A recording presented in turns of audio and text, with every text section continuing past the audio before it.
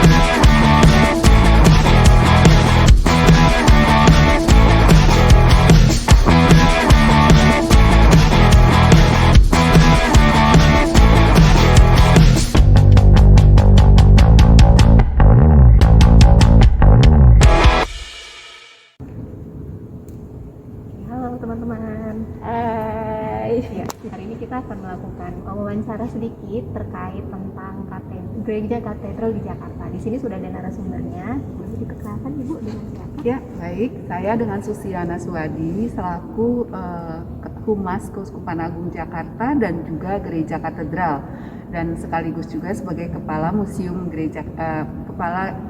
Katedral Jakarta. Ya, senang sekali bisa bertemu dengan Ibu semua dan kenal, juga Ibu. teman-teman ya, salam kenal. Iya, baik. Terima kasih banyak Ibu sudah memperkenalkan diri. Ya, teman-teman, setelah ini kita akan melakukan wawancara sedikit untuk informasi apa sih yang kita bisa dapatkan dari Gereja Katedral di Jakarta ini. Kalau boleh diceritakan Ibu, kira-kira gereja ini itu khususkannya untuk apa? Ya. Lalu kapan Ya. informasi? Baik, Gereja Katedral ini memang sebuah gereja yang cukup unik karena menjadi ikon dari gereja, salah satu gereja di Jakarta. Gereja Katedral itu sendiri adalah gereja Katolik, yaitu Katolik Roma. Dan gereja ini memang dibangun dengan sebuah desain yang memang berbeda ya, karena ini desain yang dibangun yaitu dengan mengarah gaya-gaya yang ada di Eropa, yaitu gaya neogotik, di mana pembangunan ini juga cukup memakan waktu yang pertama kali itu di 1890 itu udah mulai dibangun, tapi sifatnya adalah bangunnya hanya 7 bulan karena kurang dana. Makanya kemudian baru bisa diteruskan setelah ada pencarian dana, jadi 1899 baru bisa dilanjutkan. Kemudian hanya dengan waktu 1,5 tahun gereja ini selesai. Dan uniknya gereja ini dirancang oleh seorang pastor. Jadi pastor yang memang bertugas di gereja katedral ini, kebetulan beliau belajar arsitektur. Jadi beliau merancang sehingga hasil dari pembangunan itu mengikuti rancangan beliau ini. Beliau bernama Pastor Antonius Dikman. Beliau berasal dari Belanda. Ya, dan gereja ini akhirnya tuntas dan diberkati, diresmikan di tanggal 21 April. Gampang diingat karena harinya hari Kartini. 21 April 1901. Ya, gaya-gaya neogotik ya seperti inilah gitu ya. Gaya-gaya yang memang mempunyai banyak ukiran-ukiran, kemudian juga ciri khas lainnya adalah banyak kaca timah. Nah, ini membantu sebenarnya kaca timah, kemudian juga bangunan yang cukup tinggi ya, ini 17 meter dan mempunyai plafon yang seperti kuncup bawang itu, ya itu ciri-ciri khas dari neogotik. Cuman uniknya adalah neogotik di sini itu disesuaikan dengan lokasi di Jakarta yang rawan gempa. Jadi dibuat dengan tidak rigid ya, karena kalau di luar negeri banyak yang dibangunnya dari batu gitu, plafonnya ya. Nah ini dari kayu, sehingga kalau ada gempa itu masih ada toleransi gitu ya, tidak kaku, jadi tidak cepat runtuh. Begitu juga dengan menara yang ada di luar di atas, ya ada 3 menara, 2 menara besar dan 1 menara yang di sini. Itu juga kuncupnya itu dari besi. Nah itu juga disesuaikan supaya menjadi preventif terhadap bahaya gempa. Iya. Nah itu sekilas tentang katedral, sebenarnya banyak lagi. Ya, cuma tidak cukup nanti waktunya ya. Iya. Tapi begitulah kira-kira gambaran dari gereja ini. Ya, dan gereja katedral itu kan nama ngetopnya gitu. Iya. Nah sebenarnya nama gereja katedral Jakarta ini ada namanya yaitu Santa Perawan Maria diangkat ke surga. Santa Perawan Maria diangkat ke surga. Itu ya nama aslinya ya teman-teman ya. Karena katedral itu kan ada di beberapa kota. Iya. Jadi kenapa disebut gereja ini yang katedral, bukan gereja Katolik yang lain gitu di Jakarta ya? Karena memang gereja ini punya tahta Bapak Uskup. Itu katedral itu asal katanya katedra. Dari bahasa Yunani yang artinya tahta uskup. Nah, tahtanya itu tuh yang ada kursi ditutup kain merah. Yang ini ya teman-teman. Itu hanya katedral yang punya tahta uskup, yaitu katedral Jakarta, katedral Bogor, Bandung, Semarang, dan banyak lagi. Nah, jadi inilah kenapa ini aja yang disebut katedral. Dan katedral ini sebenarnya juga boleh dikata sebagai museum yang hidup, karena ini kan bangunan yang dibuat selesai di 1901, sudah 120 tahun umurnya sekarang. Dan isinya juga banyak ornamen-ornamen ataupun misalnya altar, kemudian ada mimbar khotbah, itu semua hasil karya dari abad akhir 19 dari Belanda. Dari Belanda langsung. Iya. Dan tentu saja ini sebenarnya sebelum pandemi gereja terbuka selalu untuk semua umat yang memang mau berdoa. Termasuk ada Gua Maria di latar luar. Ya. Itu sebenarnya terbuka, tapi karena pandemi lalu kan gereja sempat tutup. Sempat tutup, lah kemudian sekarang sudah mulai dibuka kembali di masa PPKM level 3 ya. Iya.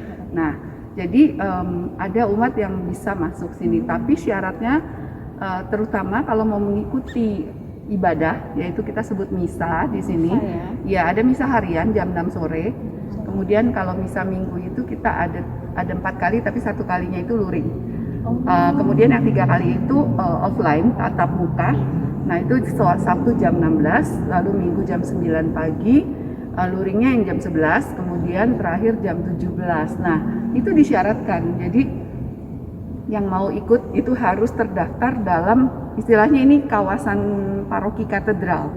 Sebagai umat katedral aja, nggak boleh nyebrang-nyebrang gitu. Jakarta Selatan dia kan punya area lagi gereja lain di sana. Jadi harus yang umatnya terdaftar di paroki katedral. Kemudian daftarnya harus lewat website. Dan di situ ada syarat-syaratnya, ada usianya segala. Nah, yang datang itu seperti ke mall, jadi harus pakai Peduli Lindungi. Ya, dan itu sudah vaksin 2 kali gitu. Syaratnya. Nah, tadi jam-jamnya seperti itu. Tapi kalau ya sekarang ini ya orang mau berdoa pun jadi agak terbatas ya jamnya. Ya. Bu, tadi kami mendengar bel, lonceng. Lonceng itu kira-kira maknanya apa ya? Iya, itu lonceng tanda bahwa dimulainya mengingatkan untuk berdoa yang disebut doa malaikat Tuhan. Kita tuh berdoa di Katolik itu ada 3 kali dalam sehari itu lonceng itu dibunyikan di jam 6 pagi, 12 siang, dan jam 6 sore untuk berdoa malaikat Tuhan. Ya, gitu. Saya tadi kirain berbarengan juga dengan sholat Jumat, tapi mendengar jam 12 itu ada bunyi yang sama. Ada bunyi bel. Dan belnya tadi adalah bel yang memang sudah lama dari awal. Ini semua gereja ini kan katedral dan Istiqlal itu kan berdampingan. Dan keduanya menjadi cagar budaya nasional sekarang. Betul. Gitu. Itu yang menariknya Bu, makanya kenapa ini bisa ditaruh seberang-seberangan ya? Itu ada sejarahnya mungkin. Ya mungkin itu karena mungkin ya itu ya sebuah ide yang luar biasa mungkin dari Presiden pertama Republik Indonesia ya. Insinyur Soekarno. ya. Bagaimana beliau melihat bahwa kan ini kan sudah ada dari tahun 1901. Nah, waktu saat mau melaksanakan pembangunan Istiqlal, maka dipilihlah lokasi yang benar-benar memang luar biasa ya. Jadi berdampingan begitu. Berdampingan, ya. Nah, itu memang sungguh ide besar dari beliau. Dimana kalau diteruskan ini posisi katedral, kemudian Istiqlal, lalu dilanjut dengan Monas, itu terkait banget Iya, gitu. betul, Dan Bu. iya, kami punya sebuah foto yang memang untuk souvenir untuk kalau ada kehadiran tamu itu, foto dalam satu frame itu katedral, Istiqlal dan Monas. Ya. Dan ya luar biasa itu dia kan, jadi ada satu sumbu yang disebut sumbu keimanan, kemudian sumbu kebangsaan gitu ya, yang terkait dengan Monas. Nah itu memang sebuah rancangan yang luar biasa. Lalu dilanjutkan lagi di tahun 2021, 2020 ya, waktu Bapak Presiden Jokowi datang untuk meninjau penyelesaian dari Masjid Istiqlal. Itu kan juga akhirnya beliau mencetuskan untuk dibangun sebuah terowongan silaturahmi.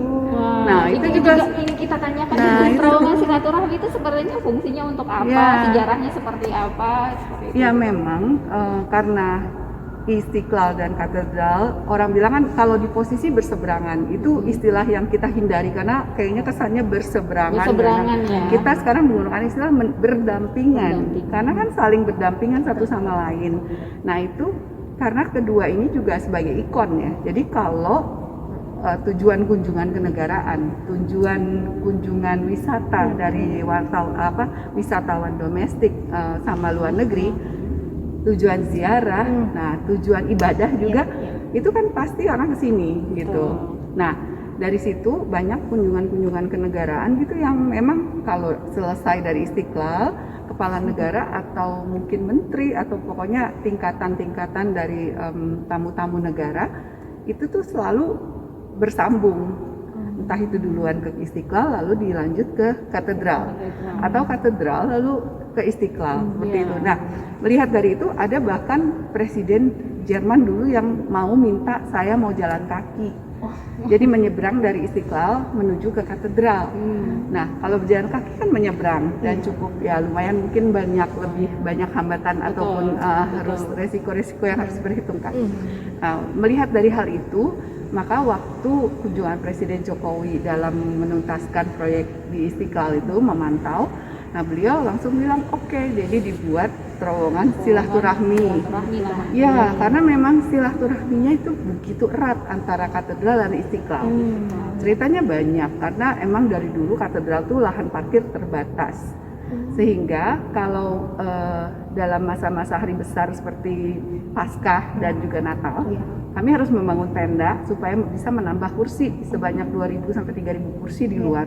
Karena yang datang itu bisa sekitar 5.000-an umat. Nah, itu kami nggak punya lokasi parkir. Jadi salah satu parkir itu telah dibantu disediakan selalu dari Masjid Istiqlal.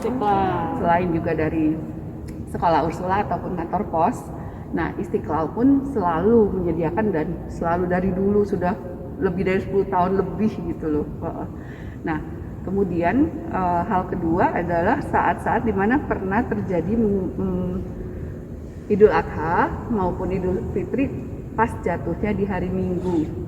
Dimana biasanya hari Minggu itu kita beribadah juga di pukul 6 pagi, jam 7, kemudian jam 9. Nah, ada ide dari pastor atau romo bahwa untuk mengurangi desakan gitu ya, berdesak-desakan gitu dan jalan jadi lebih padat, maka ibadah yang jam 6 dan jam 7 itu ditiadakan untuk nanti diundur ke jam 9. Jadi supaya sholat itu bisa berjalan lebih lancar dan lebih khusyuk. Luar biasa, merinding saya mendengarnya. Dan juga karena kita kosong, tidak ada ibadah kan di jam itu, jadi yang mau parkir ataupun mungkin buat penambahan tempat sholat juga silahkan di lapangan depan, di halaman parkir. Nah itu bisa digunakan. Nah itulah, jadi hidup harmonis itu berdampingan sudah dilakukan lama sebenarnya dari Istiqlal dan katedral. gitu. Gitu teman-teman, luar biasa ya kebinekaan yang ada di Indonesia. Wah, senang banget Ibu kalau teman-teman bisa datang ke sini ya Bisa. langsung dari daerah. Nanti mungkin suatu saat ya kalau Ya, misalnya setelah sudah pandeminya selesai sudah pandemi ya. PPKM-nya dicabut, Ya. teman-teman ke sini kita datang lagi ya Bu Betul. ya ke katedral. Memang ini salah satu tempat destinasi ziarah maupun wisata ataupun juga belajar sebenarnya. Betul. Jadi kan banyak teman-teman dari universitas, misalnya Universitas Islam gitu ya, yang belajar tentang perbandingan agama.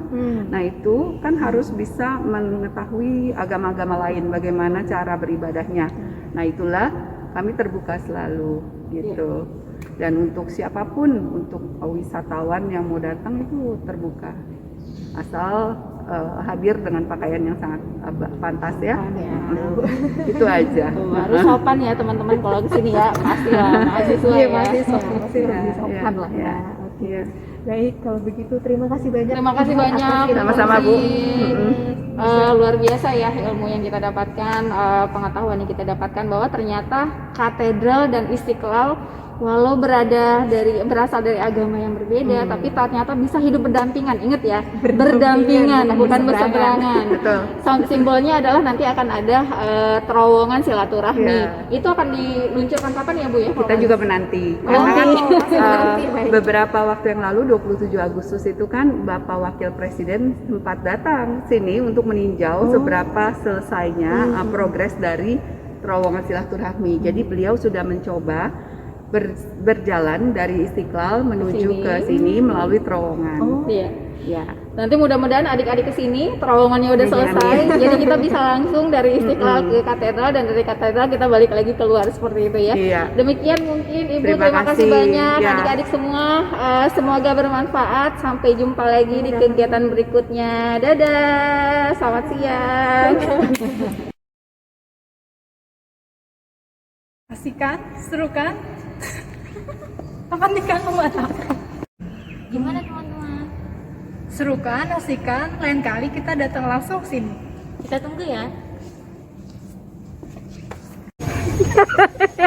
Saling merekam.